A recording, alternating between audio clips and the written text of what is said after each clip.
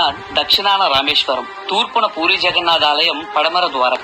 ఈ 4 తీర్థయాత్రలను చార్ధామ్ అని పిలుస్తారు. దీనిని ఆదిశంకరాచార్యులు వారు ప్రతిపాదించారు. ప్రతి హిందూ తన జీవితంలో ఒక్కసారైనా ఈ చార్ధామ్ అని పిలువబడే ఆలయాలను దర్శించుకుంటే మోక్షం ప్రాప్తిస్తుందని నమ్ముతారు. అయితే ఈ 4 దేవాలయాలు 4 యుగాలకి సంబంధించినవి. ఉత్తరాఖండ్ లోని బద్రీనాథ్ సత్యయుగానికి, తమిళనాడులోని రామేశ్వరం త్రేతాయుగానికి, గుజరాత్ లోని ద్వారకా ద్వాపర యుగానికి, ఒరిస్సాలోని పూరి జగన్నాథ్ కలియుగానికి సంబంధించినవి.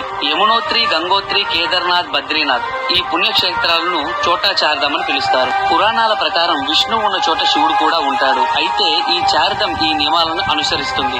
కాబట్టి కేదార్నాథ్ బద్రీనాథ్, రామసేతు రామేశ్వరం, సోమనాథ్ ద్వారక, లింగరాజ దేవాలయం, పూరి జగన్నాథ్ దేవాలయం ఇలా జంటగా శివుడు విష్ణువు ఆలయాలుగా పరిగణిస్తారు.